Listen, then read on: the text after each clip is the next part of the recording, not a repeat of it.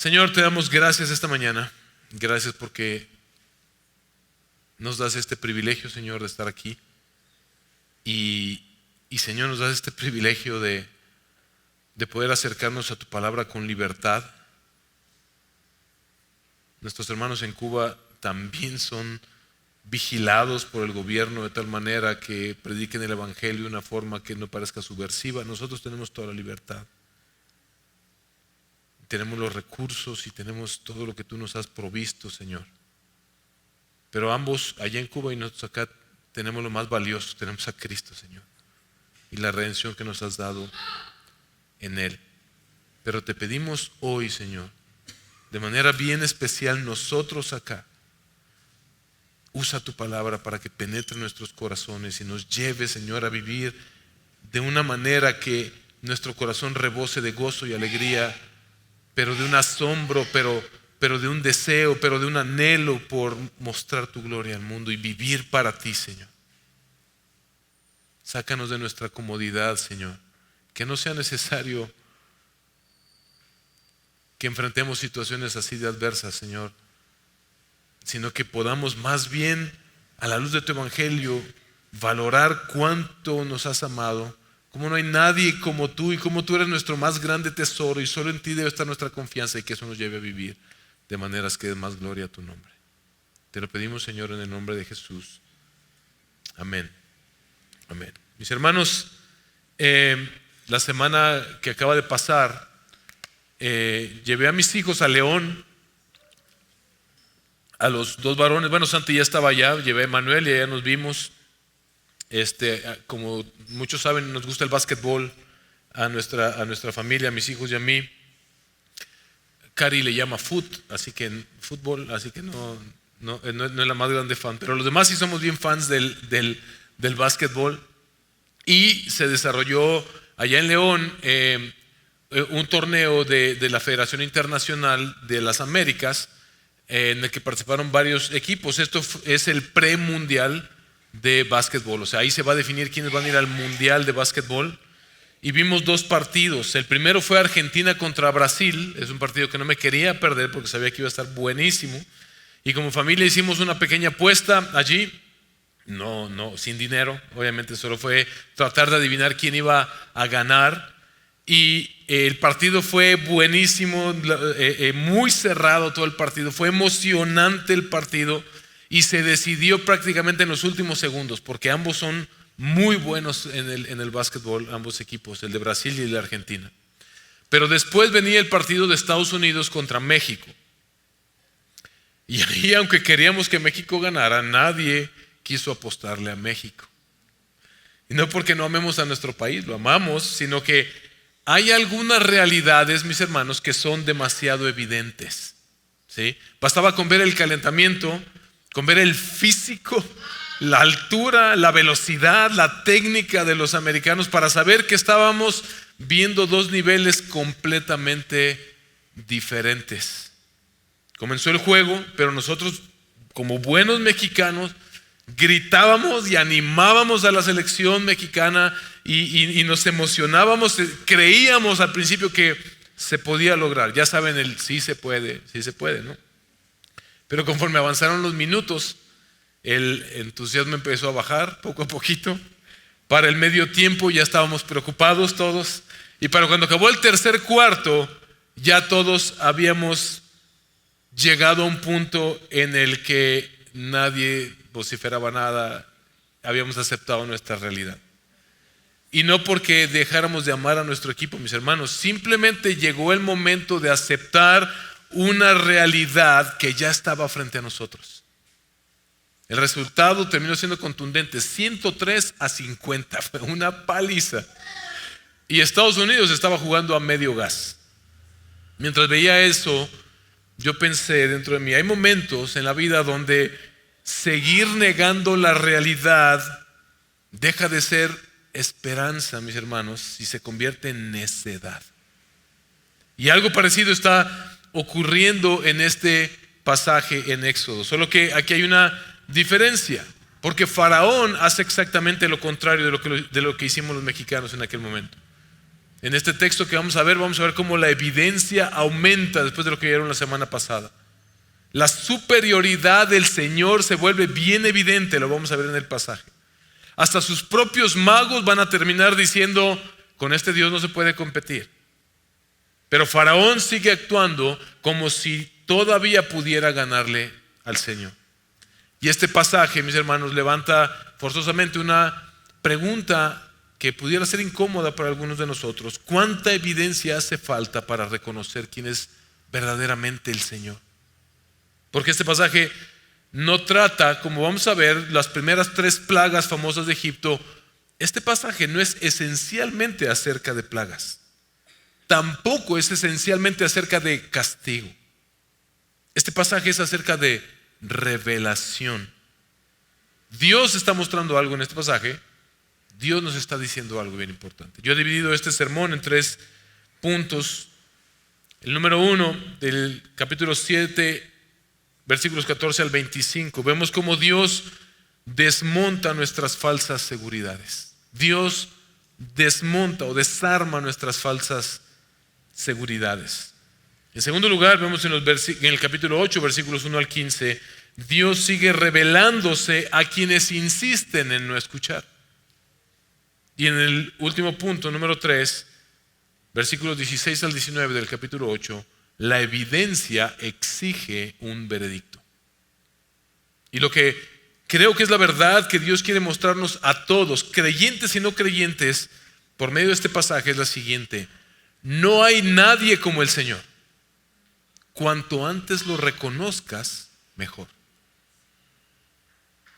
Así que leamos juntos, por favor, mis hermanos, Éxodo capítulo 7, versículo 14 al 8, 19, y lo vamos a leer de pie en reverencia a su palabra, como lo hacemos siempre. Vea lo que dice. Entonces el Señor dijo a Moisés: el corazón de Faraón es terco, se niega a dejar ir al pueblo. Preséntate a Faraón por la mañana cuando vaya al agua y ponte a orillas del Nilo para encontrarte con él. Toma en tu mano la vara que se convirtió en serpiente y dile: el Señor, el Dios de los hebreos, me ha enviado a ti diciendo: deja ir a mi pueblo para que me sirva en el desierto. Pero hasta ahora no has escuchado. Así dice el Señor: en esto conocerás que yo soy el Señor. Yo golpearé con la vara que está en mi mano las aguas que están en el Nilo y se convertirán en sangre. Los peces que hay en el Nilo morirán y el río se corromperá y los egipcios tendrán asco de beber el agua del Nilo.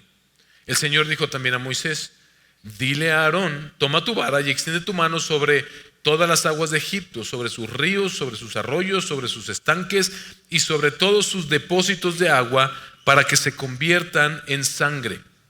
Habrá sangre por toda la tierra de Egipto, tanto en las vasijas de madera como en las de piedra. Así lo hicieron Moisés y Aarón, tal como el Señor les había ordenado. Aarón alzó la vara y golpeó las aguas que había en el Nilo ante los ojos de Faraón y de sus siervos, y todas las aguas que había en el Nilo se convirtieron en sangre. Los peces que había en el Nilo murieron y el río se corrompió de manera que los egipcios no podían beber agua del Nilo.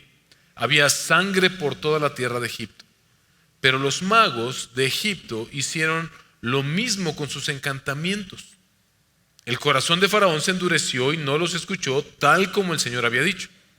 Entonces se volvió Faraón y entró en su casa sin hacer caso tampoco de esto. Todos los egipcios cavaron en los alrededores del Nilo en busca de agua para beber, pero no podían beber de las aguas del Nilo. Pasaron 7 días después de que el Señor hirió al Nilo. Entonces el Señor dijo a Moisés: ve a Faraón y dile: así dice el Señor, deja ir a mi pueblo para que me sirva. Pero si te niegas a dejarlos ir, entonces heriré todo tu territorio con ranas. El Nilo se llenará de ranas que subirán y entrarán en tu casa, en tu alcoba y sobre tu cama. Y en las casas de tus siervos y en tu pueblo, en tus hornos y en tus artesas. Subirán las ranas sobre ti y tu pueblo y sobre todos tus siervos. Dijo además el Señor a Moisés: dile a Aarón: extiende tu mano con tu vara sobre los ríos, sobre los arroyos y sobre los estanques, y haz que suban ranas sobre la tierra de Egipto. Aarón extendió su mano sobre las aguas de Egipto, y las ranas subieron y cubrieron la tierra de Egipto. Los magos hicieron lo mismo con sus encantamientos, e hicieron subir ranas sobre la tierra de Egipto. Entonces Faraón llamó a Moisés y a Aarón y dijo: rueguen al Señor para que quite las ranas de mí y de mi pueblo, y yo dejaré ir al pueblo para que ofrezca sacrificio al Señor. Moisés dijo a Faraón: dígnate decirme cuándo he de rogar por ti, por tus siervos y por tu pueblo, para que las ranas sean quitadas de ti y de tus casas y queden solamente en el río. Mañana, respondió el Faraón. Entonces Moisés dijo: sea conforme a tu palabra, para que sepas que no hay nadie como el Señor nuestro Dios. Las ranas se alejarán de ti, de tu casa, de tus siervos y de tu pueblo, y solo quedarán en el Nilo. Entonces Moisés y Aarón salieron de la presencia de Faraón, y Moisés clamó al Señor acerca de las ranas que él había puesto sobre Faraón. Y el Señor hizo conforme a la palabra de Moisés, y murieron las ranas en las casas, en los patios, en los campos. Las juntaron en montones y la tierra se corrompió. Pero al ver Faraón que había alivio, endureció su corazón y no los escuchó, tal como el Señor había dicho. Entonces el Señor dijo a Moisés: dile a Aarón: extiende tu vara y golpea el polvo de la tierra para que se convierta en piojos por toda la tierra de Egipto. Otras versiones dicen mosquitos. Y así lo hicieron. Aarón extendió su mano con su vara y golpeó el polvo de la tierra, y hubo polvo en hombres y animales. Todo el polvo de la tierra se convirtió en piojos por todo el país de Egipto. Los magos trataron de producir piojos con sus encantamientos, pero no pudieron. Hubo pues piojos en hombres y animales. Entonces los magos dijeron a Faraón: este es el dedo de Dios. Pero el corazón de Faraón se endureció y no lo escuchó, tal como el Señor había dicho. ¿Puede tomar su lugar, por favor? Llegamos finalmente a las plagas. En Éxodo, en esta sección que comenzó la semana pasada, vemos en realidad 11 señales, 10 de ellas en forma de plaga. La primera señal fue la que vieron ustedes la semana pasada, donde delante de Faraón, a la vista de Faraón, Aarón lanza su vara y se convierte en serpiente. Los magos imitan esto, pero la serpiente contundentemente devora a las otras serpientes y luego se convierte en una vara otra vez. Eso era suficiente evidencia. En los versículos 14 al 25 del 7, vemos lo primero en este pasaje. Dios comienza a desmontar o a desarmar nuestras falsas seguridades. La primera plaga comienza entonces de una manera bien sorprendente, mis hermanos. Si nosotros estuviéramos tal vez escribiendo esta historia, dirías: pues vámonos sobre Faraón directamente y hacerle algo de tal manera que deje ir al pueblo de Egipto. Pero Dios no hace eso. Vemos en la narrativa que Dios golpea primeramente el Nilo, y esto es fundamental, porque para entender el peso que tiene esta escena, nosotros necesitamos analizar qué es lo que está pasando aquí. Porque para Egipto, el Nilo no es simplemente un río, era la fuente de vida. Todo dependía del Nilo en aquel tiempo. De hecho, hasta nuestros días, el Nilo es fundamental para Egipto. Egipto siempre ha sido una nación próspera a causa del Nilo. El Nilo provee lo necesario para la agricultura. Cada cierto tiempo el Nilo se desborda y con eso que riega todos los alrededores produce una fertilidad tremenda y hay agricultura y de ahí todos ustedes saben que del campo el campo empieza a prosperar y empieza a prosperar todas las demás áreas en la economía. El Nilo era importante para la economía. El Nilo era importante para obtener el alimento. Dependían ellos de esto. De tal manera que el Nilo le daba estabilidad a Egipto, le daba seguridad, le daba superioridad sobre otras naciones. Ahora entendemos por qué todo el mundo corría. ¿Te acuerdas en Génesis? Abraham quiere correr a Egipto, Jacob quiere correr a Egipto. Es como, era el lugar seguro. Si querías descubrir dónde descansaba entonces el corazón de los egipcios, era en el río Nilo. Tenías que voltear al Nilo para entender a Egipto. Egipto confiaba en el Nilo y justamente ahí golpea el Señor. Sabes que el Nilo era considerado una deidad. El dios Api, con H, era el dios del Nilo, era el dios que provocaba que se desbordara el río para que viniera toda esa prosperidad y esa fuente de vida. Era una de las deidades principales, Api. Y Dios golpea justamente ahí. Dios golpea el Nilo. Versículo 20 es lo que dice: toda el agua que había en el Nilo se convirtió en sangre. Y esto es bien impactante. Imagínate ver eso. El río que sostenía la vida ahora produce muerte. Dice que los peces empiezan a morir. Obviamente se produce una gran peste, muerte. Lo que parecía estabilidad ahora está completamente podrido. El río comienza a demostrar que tiene sus límites. Y entonces, en esa misma porción que hemos leído al principio, el Señor nos muestra y dice por qué está haciendo esto. Por eso les decía, esto no es esencialmente acerca de plagas o de castigo, es esencialmente acerca de revelación, porque en el versículo 17, ¿qué es lo que le dice o le manda a decir el Señor a Faraón? En esto sabrás que, vean en su Biblia, que yo soy el Señor. En esto sabrás que yo soy el Señor. Esto es lo que el Señor está haciendo. Ahora, analicemos un poco esto también. Éxodo, en este punto, Éxodo es acerca de la liberación del pueblo de Israel, pero en este punto Israel no ha sido liberado todavía. Todavía no ha salido de Egipto Israel, porque primero Dios está revelando algo.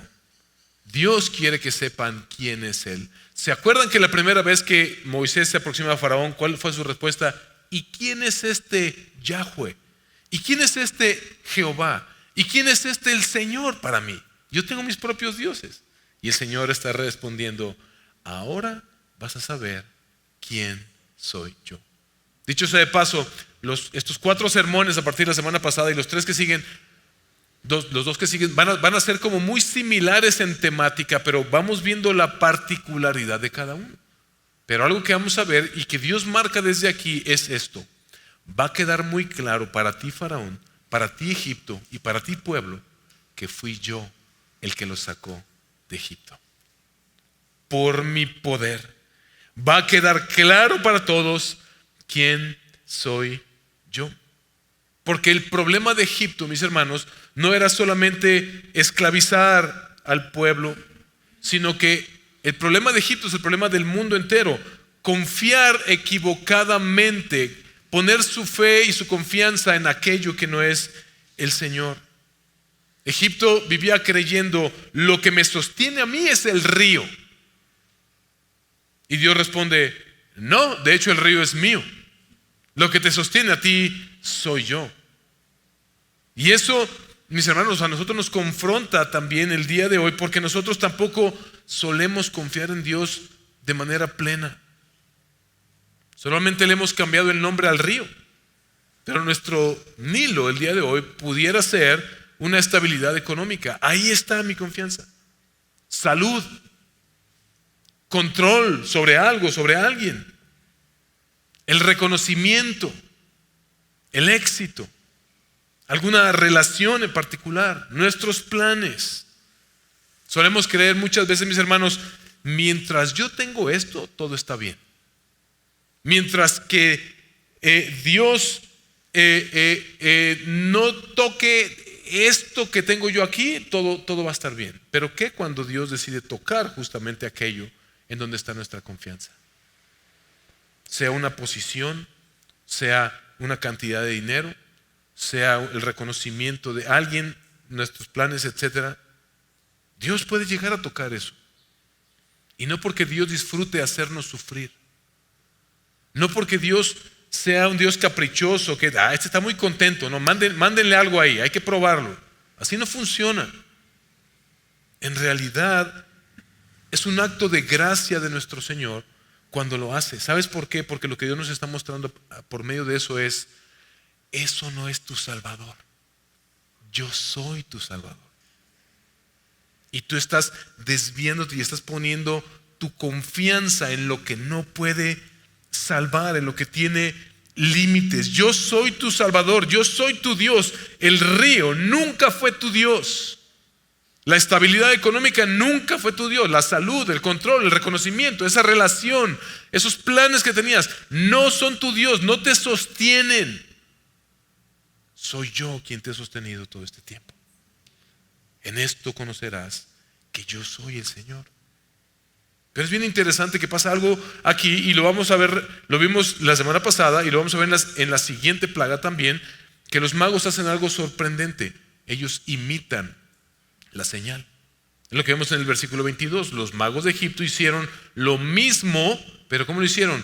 Con sus encantamientos. Otras versiones dicen con sus artes mágicas, con sus trucos mágicos. Eso fue lo que sucedió aquí. Porque un error que pudiéramos llegar a cometer teológicamente es llegar a pensar que esta confrontación que comenzó en el pasaje anterior, que se da entre Dios y los dioses de Egipto, es tipo Brasil y Argentina, que se va a definir en el último segundo, en la última jugada. Fue emocionantísimo ver eso, pero eso no tiene nada que ver con el poder de Dios y el poder del mundo. Más bien es tipo Estados Unidos, México, en donde la paliza es contundente desde el principio. Pero observa algo, qué interesante. Estos magos imitan esta señal, pero ¿qué solucionan? Nada. No limpian el agua, no traen restauración al río. De hecho, viste que algunos cavaban y buscaban agua en otros lados porque el Nilo ya no proveía. Tal vez la poquita agua que quedaba, con algún encantamiento, alguna poción, lo que haya sido, o agarrando misma sangre del Nilo, no sé, convirtieron esa agua, agravaron el problema en lugar de traer una solución. Eso es lo que hacen los falsos salvadores. Eso es lo que hacen los falsos dioses que solemos abrazar. Prometen resolver esa ansiedad, esa situación, ese deseo, aquello que hay dentro de nosotros, pero terminan complicándolo todo. Prometen libertad, pero terminan esclavizándonos. Prometen vida, pero terminan acabando hasta con lo poco que tenía vida todavía. Pero Faraón, mis hermanos, él ve todo esto y ¿qué hace? Endurece su corazón. No reconoce al Señor, no responde de manera adecuada ante el Señor. Y aquí aparece esta verdad incómoda, mis hermanos, que nuestro problema no suele ser la falta de evidencia, sino hay algo más profundo en el corazón del ser humano.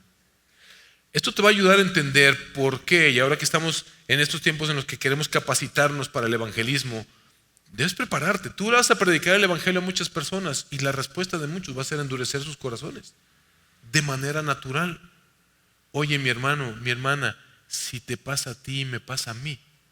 Si de pronto salimos el domingo de escuchar un sermón y decimos amén, el Señor me habló, yo quiero vivir conforme a eso, y al otro día, tal vez el mismo día, muchas veces ya estamos viviendo de manera contraria a la evidencia que Dios nos dio y endureciendo nuestro corazón contra el Señor.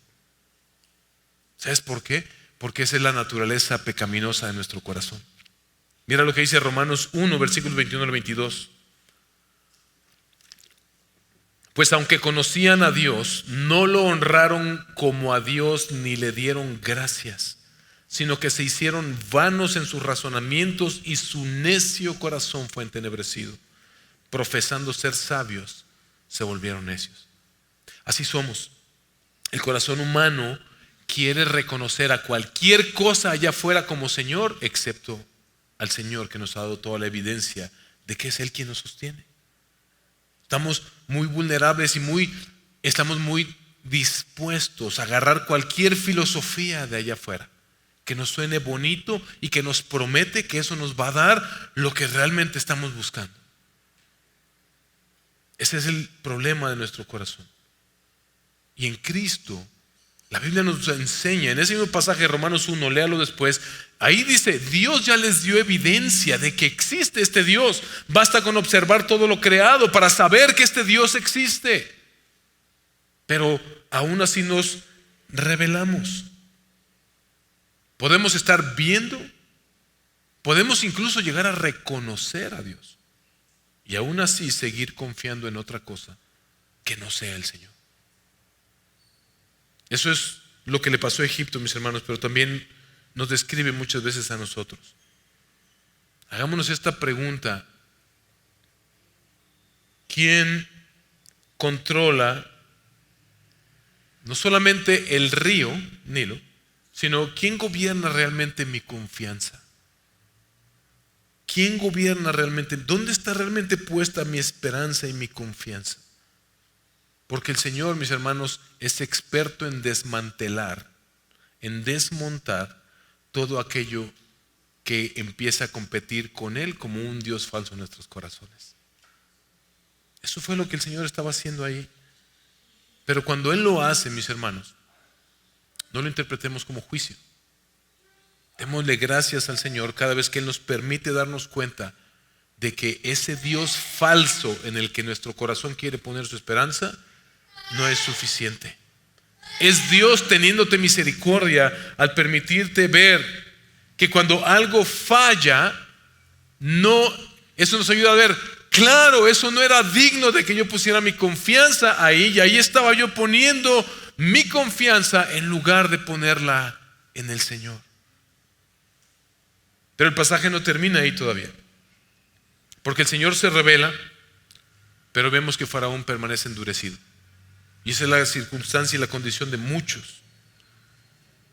Hay personas que, a pesar de la evidencia, insisten en endurecerse, mis hermanos. Y eso es exactamente lo que vemos en la siguiente escena, que es el segundo punto de mi sermón. Dios sigue revelándose a quienes insisten en no escuchar. Versículos 1 al 15 del 8 es lo que leímos. Vemos que después de este duro golpe al Nilo, lo lógico sería que Faraón hubiera reaccionado, pero no. Lo lógico era que él dijera, está bien, ya entendí. Sí, ya me queda claro, no hay manera de competir contra el Señor, contra Jehová, contra Yahweh. Dejen ir al pueblo, déjenos ir antes de que esto se ponga peor. Pero eso no es lo que ocurre. Y aquí la cosa empieza a ponerse peor, y es lo que más preocupa, porque el problema de Faraón ya no parece ser la falta de evidencia, como dije antes, sino es otra cosa. Versículo 1 del 8. Después el Señor dijo a Moisés, preséntate ante Faraón y dile, así dice el Señor, deja ir a mi pueblo para que me sirvan.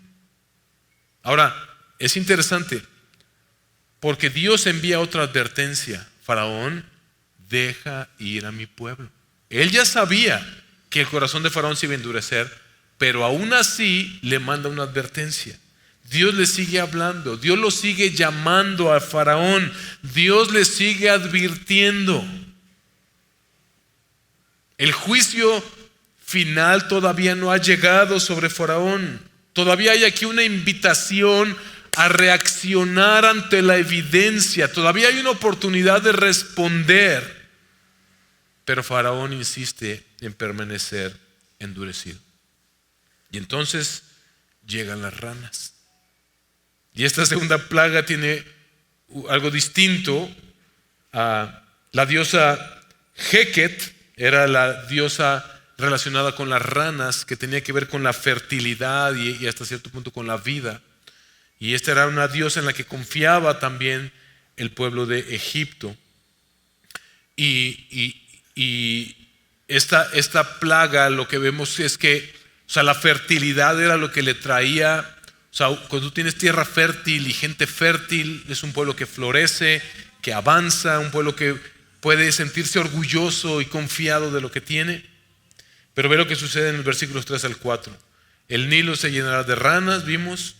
subirán y entrarán en tu casa, date cuenta de eso, en tu dormitorio, sobre tu cama, en las casas de tus siervos, sobre tu pueblo, dentro de tus hornos y de tus artesas. Es decir, ya no puedes ignorar lo que está Dios haciendo. Ahora, el Nilo estaba ahí afuera de tu casa, pero ahora esto se empieza a acercar. Ahora entra a tu propia casa, a tu sala, entra al lugar donde descansas, al lugar donde comes. Imagínate, ranas, tú te estás echando unos cornflakes y salta las ranas y te avienta todo para acá. O sea, imagínate la escena. Eso nos enseña algo, mis hermanos. Cuando Dios se revela, no siempre va a permanecer en la periferia. Él quiere demostrar que Él es el Señor, y si no reaccionamos, eventualmente Él irá hasta el centro, hasta donde tenga que llegar. Porque el Señor, mis hermanos, le dice a Faraón: en esto conocerás que yo soy el Señor. Porque, mis hermanos, Dios, el Señor, no viene a tu vida y a mi vida para ocupar un espacio especial en tu vida. No viene para hacer otro adornito en tu librero. No viene para hacer otra actividad en tu agenda. Al Señor solo se le puede recibir como el Señor, como el dueño, como el Rey de nuestras vidas.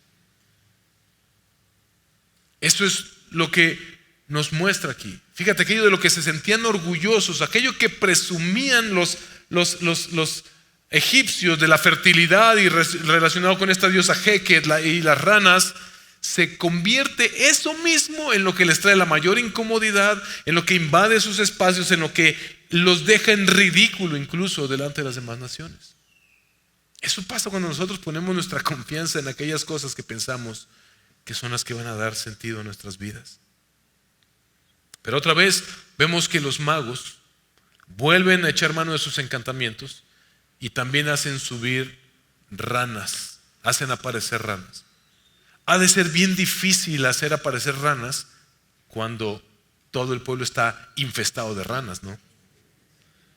Nos dice aquí muy claramente, ellos lo que están haciendo es una imitación con sus encantamientos, dice el pasaje.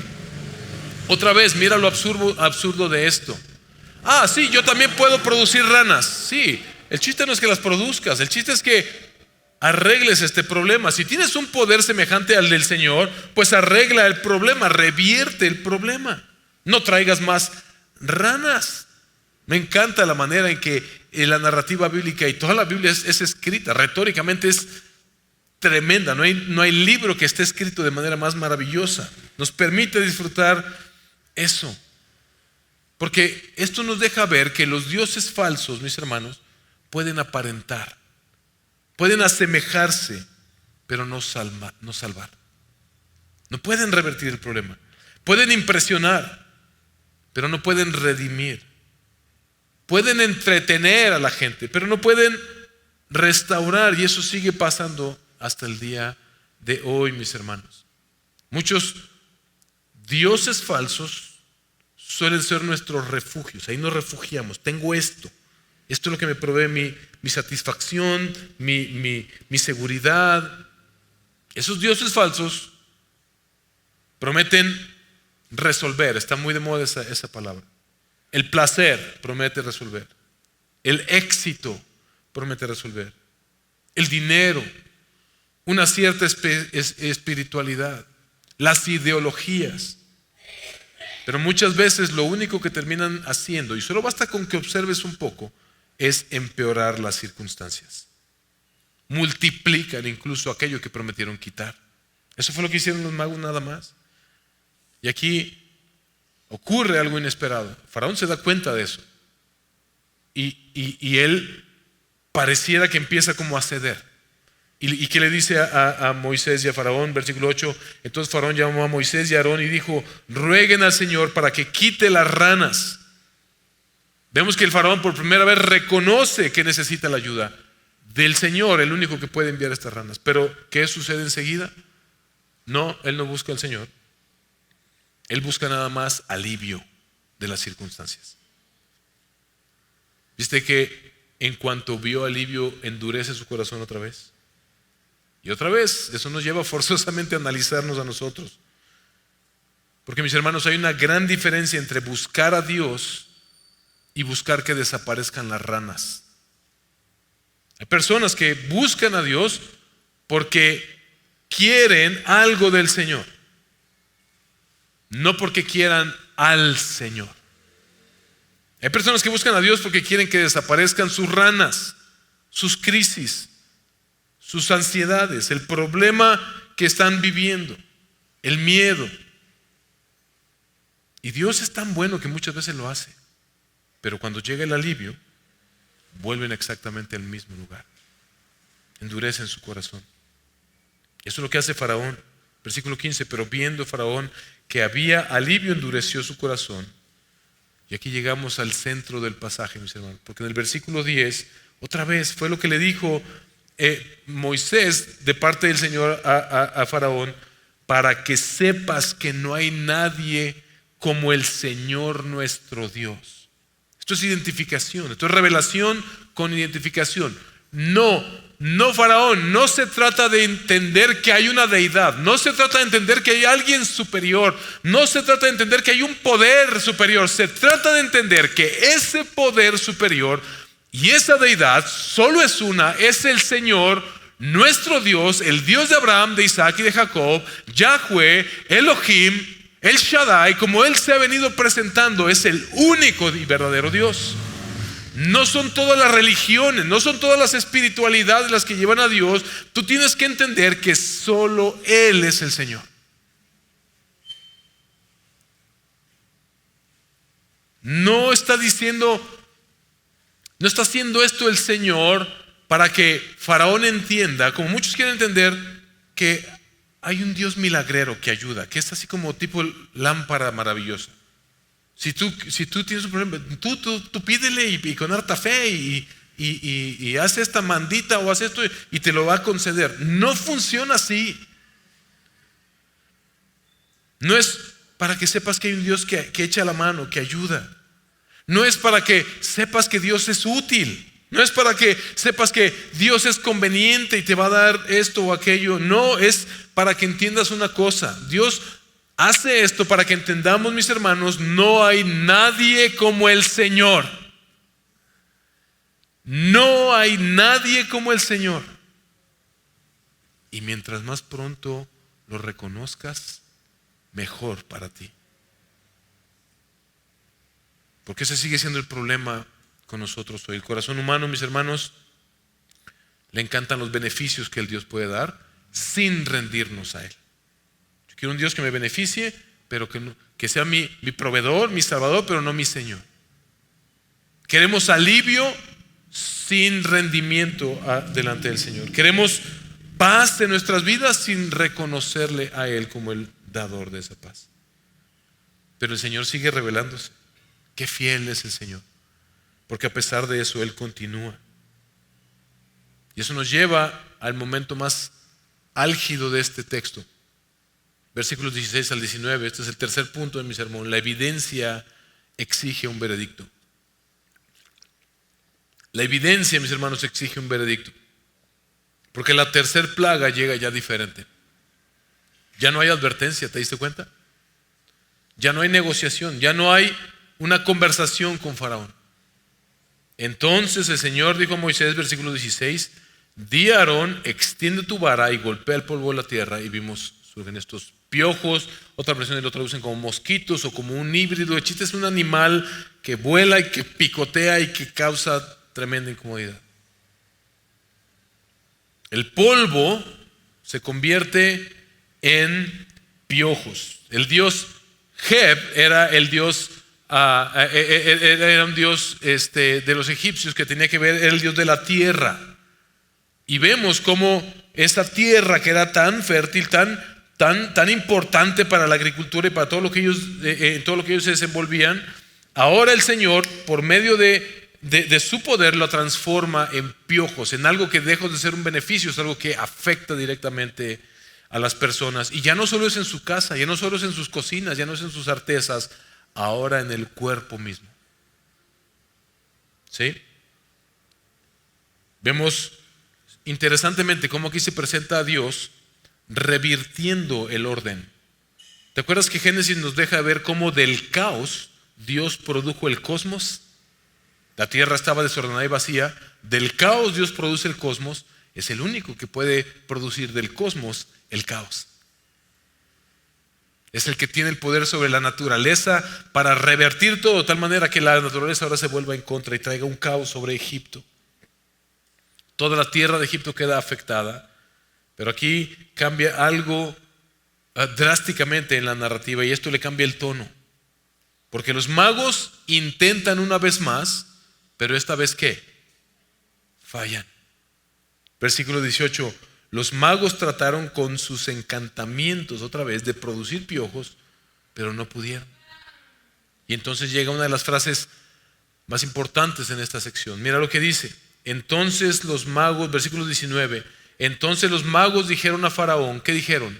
Este es el dedo de Dios. Este es el dedo de Dios. Y ahí forzosamente tenemos que hacer un alto, mis hermanos. Es impresionante.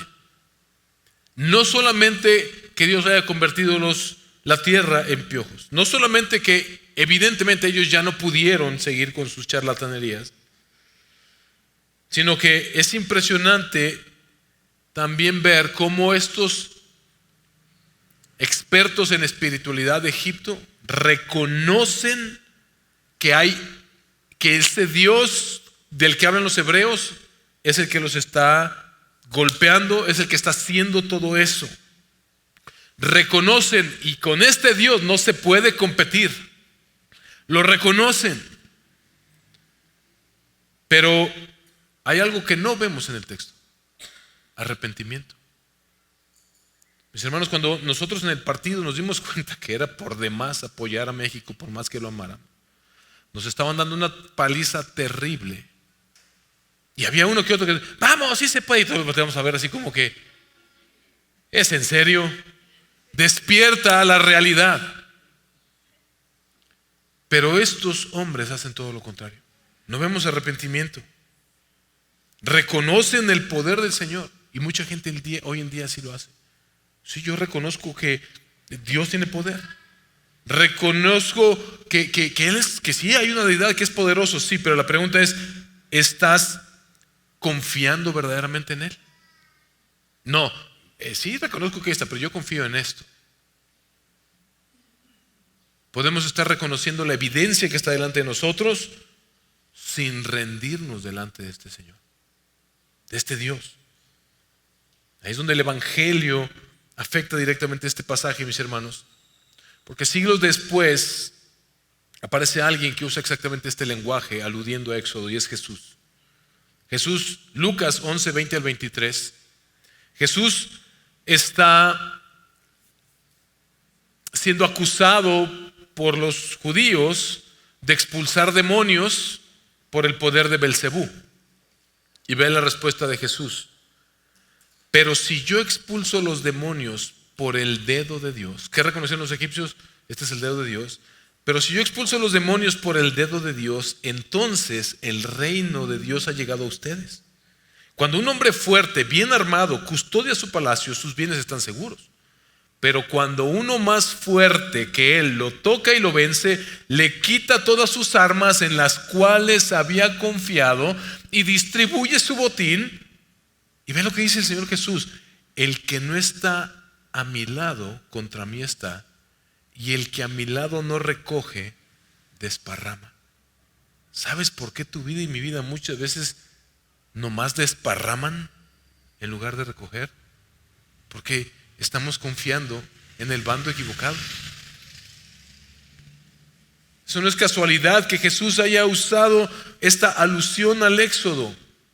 Lo que Jesús está diciendo aquí, mis hermanos, es: el mismo Dios que humilló a Egipto en aquel momento está actuando otra vez el día de hoy. Pero ahora el enemigo ya no es solamente Faraón, es su patrón, es Satanás mismo, mis hermanos. Es el pecado que nos tiene aprisionados y que nos miente y nos dice: vive en pecado, tú vive en pecado, esto te va a traer satisfacción, esto te va a traer verdadero gozo en tu vida, es lo que necesitas, pero eso solo trae, al igual que los magos con sus falsas promesas y sus trucos, en lugar de mejorar, solo traen muerte, traen tinieblas. Así que el enemigo ya no era Faraón, era Satanás mismo, mis hermanos, pero Jesús entra como el verdadero libertador. El Rey de Reyes, el Señor de Señores, el atormentador de demonios, con su poder, Él calmó la tormenta, Él echó fuera demonios, Él manifestó suficiente evidencia para el pueblo de Israel y para los romanos y para todo el mundo de que era por el dedo de Dios que Él hacía todo esto. Pero la respuesta humana siguió siendo la misma. Tú lees Juan 12 y es Jesús mismo quien explica, y esto va a seguir sucediendo, muchos van a rechazarme. Algunos creen, pero otros se endurecen. Otros tratan de buscarle explicaciones lógicas, pero nunca se rinden delante de este Señor. Así que, otra vez, la pregunta que surge aquí, mi hermano, mi hermana, hagámonos tú y yo esta pregunta, y amigo que nos visitas, ¿qué estás haciendo con la revelación que Dios está poniendo delante de ti? Porque Jesucristo es la evidencia de evidencias, la señal de señales. Es la señal suprema de que no hay nadie como el Señor.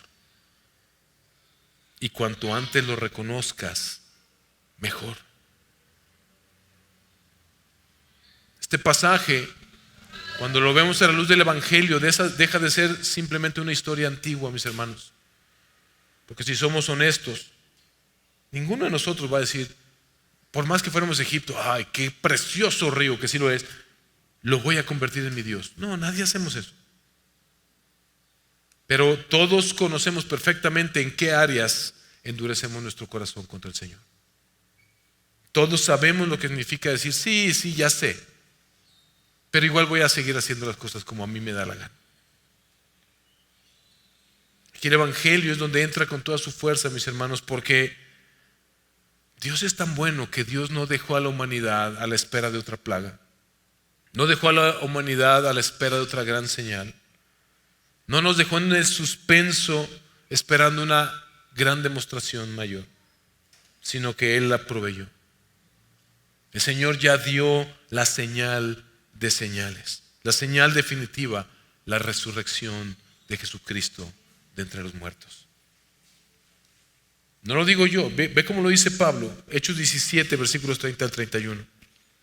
Por tanto, habiendo pasado por alto los tiempos de ignorancia, Dios declara ahora a todos los hombres en todas partes que se arrepientan, porque Él ha establecido un día en el cual juzgará al mundo en justicia por medio de un hombre a quien ha designado. Mis hermanos, lo que vemos en Éxodo es una sombra, es una anticipación del gran juicio que Dios hará al final para llevarse a los suyos de la cautividad de este mundo. El juicio más grave viene todavía. Dios ya presentó las evidencias. Mira lo que dice el texto. Habiendo presentado pruebas a todos los hombres al resucitarlo de entre los muertos. Dios ya dio la señal de señales.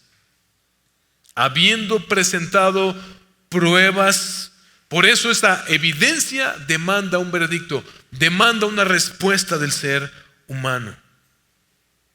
La señal culminante de Dios ya fue dada, mis hermanos. Cristo resucitó. Efesios 1, versículos 20 al 21, mira lo que dice.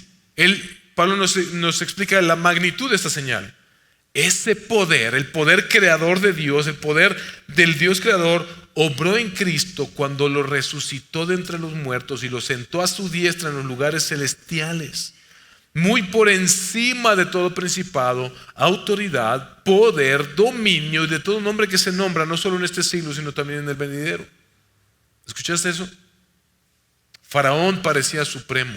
Aquellas cosas que a ti te atraen tanto y en las que estás tan metido y que le estás colocando como tu Dios en primer lugar antes que Dios, te están prometiendo que vas a recibir algo que no te pueden dar. De hecho, van a terminar empeorando tu vida. Pero Pablo nos dice que El poder de Dios manifestado en Cristo, en su resurrección, es la manifestación mayor y la prueba más grande de que Cristo está por encima de todo eso en lo que tú y yo solemos poner nuestra confianza. Esos magos parecían impresionantes. Hay magos hoy en día, hay influencers, hay mucha gente diciendo: vive de esta manera, haz esto, vive de esta forma, haz lo que yo hago, etcétera, etcétera. Eso no sostiene a nadie y muchas veces termina empeorando nuestras circunstancias cuando ponemos nuestra fe en esas cosas. Los magos parecen impresionantes, pero Cristo gobierna sobre toda autoridad. Egipto parecía invencible, mis hermanos, pero Cristo venció a la muerte. Y la resurrección del Señor Jesucristo es la declaración definitiva de Dios de que no hay nadie como el Señor. Nada se compara a Él. ¿Qué más tendría que hacer Dios, mis hermanos, para que finalmente confiemos en Él plenamente? ¿Qué más? Porque muchas veces pensamos: si Dios hiciera otra cosa por mí, esto que yo quiero que haga de la manera que yo quiero que haga cuando lo haga. Si Dios respondiera a mis peticiones, a mis caprichos, a lo que yo quiero. Si Dios me diera otra prueba. ¿Qué más prueba que la muerte vencida? Si Dios pudiera convencerme un poco más, como que no me termina de cuadrar esto. Mis hermanos, las ranas cada vez, en este mundo que vivimos, se empiezan a meter cada vez más a nuestros hogares. La incomodidad va a ser mayor cada día y el día del juicio final vendrá. Pero el Evangelio responde: Dios ya habló, Dios ya actuó, Dios ya mostró lo que tenía que mostrar. La pregunta entonces hoy no es: ¿hay suficiente evidencia? La pregunta es: ¿qué está haciendo mi corazón con esa evidencia que ya recibió? Pónganse de pie, por favor, hermanos. Quiero hacer un llamado a ti, amigo, amiga, que tal vez has venido por mucho tiempo a esta iglesia o por poco tiempo, o es la primera vez, pero que no has rendido tu vida al Señor Jesucristo. Déjame decirte una cosa. Quizá hoy te das cuenta de algo que puede ser incómodo para ti, que tu problema no es falta de información. Ya escuchaste hoy suficiente. Y Dios se ha venido revelando, mostrando a Cristo de una y de otra manera. Tal vez tu problema más bien es muy similar o es el mismo problema que el de Faraón, un corazón duro. Has escuchado de este Jesús por una y otra vez y lo has resistido. Quiero decirte, escucha lo que voy a decir a continuación. Hay esperanza para ti. Porque la Biblia dice que Dios es quien hace aquello que tú no puedes hacer. Ese corazón duro lo heredaste de la corrupción de Adán y Eva. Tú naciste con ese corazón duro, incapaz de buscar a Dios. Pero Dios puede transformar un corazón de piedra en un corazón de carne. No lo digo yo, lo dice, Él lo prometió, más de 700 años o como 500 años antes de que Cristo viniera. Ezequiel 36:26. Además, les daré un corazón nuevo y pondré un espíritu nuevo dentro de ustedes. Quitaré de su carne el corazón de piedra y les daré un corazón de carne. Ese es el milagro que necesitas en tu vida. No necesitas otra señal. No necesitas que te convenzan con más argumentos. No necesitas otro debate. Necesitas que Dios haga contigo aquello que tú no puedes hacer por ti mismo. Y aquí es donde aparece la noticia más gloriosa del Evangelio. Jesucristo lo hace por ti. Él puede cambiar ese corazón por medio de su Espíritu Santo si tú pones tu fe en Él. Si te arrepientes de tus pecados, en lugar de permanecer endurecido como el faraón Y ante la evidencia le ruega: Señor, yo sé y tengo la evidencia de que aquel que murió en esa cruz resucitó de los muertos.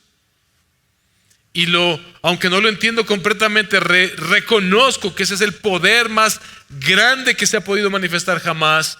Yo te pido hoy entonces que tú perdones mis pecados y me recibas y vengas a ser tú el rey de mi vida y de mi corazón. Porque sabes que Jesucristo recibió sobre él un juicio mucho mayor que el de las plagas de Egipto. Y no porque haya endurecido su corazón, al contrario, él dijo: no se haga mi voluntad sino la voluntad de mi Padre.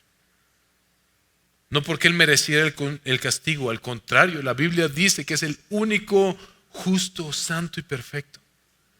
¿Sabes por qué recibió un castigo en esta cruz peor? Es decir, toda la ira de Dios sobre él en esta cruz. ¿Sabes por qué lo recibió? Para que tú y yo no tuviéramos que recibir más las plagas sobre nuestras vidas por nuestro pecado. Él recibió ese castigo sobre él por tu incredulidad y mi incredulidad, por tu dureza de corazón y mi dureza de corazón, por tu rebelión y por mi rebelión, por nuestros pecados. ¿Cómo pudieras permanecer endurecido ante esto? Aquel que jamás se opuso al Padre fue tratado como quien se opuso al Señor, para que tú y yo, que nos hemos opuesto al Padre, podamos ser tratados como hijos. Así que no te esfuerces más en cambiar tu corazón, no puedes. Pero si tú le entregas hoy tu vida al Señor Jesucristo, Él lo hace. Pídele que cambie ese corazón de piedra y te dé un corazón que pueda creer. Confía en Él, ríndete delante de Él, porque cuanto antes lo reconozcas como tu Señor, mejor. Iglesia, los que somos creyentes, quiero terminar con esto. Si este texto solo se acabara en advertencia, nos quedaríamos incompletos. Moisés y Aarón siguen participando en la escena y aparecen en este relato como algo, como personajes secundarios, pero a la vez sumamente importantes. ¿Y qué es lo que ellos hacen aquí? Solamente hacen lo que el Señor les dijo: vayan y díganle. Y vayan y hagan esto. Ellos van, ellos hablan, ellos obedecen. Ellos no produjeron los resultados. ¿Viste a Moisés y a Aarón producir algún resultado? Ellos no ablandaron el corazón de Faraón ni de nadie. Ellos no hacen que Faraón se convierta. Solo anunciaron lo que Dios dijo. ¿Sí lo vieron? Y eso sigue siendo nuestro llamado para ti y para mí el día de hoy, mis hermanos. 1 Corintios 1, 23 al 24, Pablo continúa diciendo: pero nosotros predicamos a Cristo crucificado, piedra de tropiezo para los judíos y necedad para los gentiles.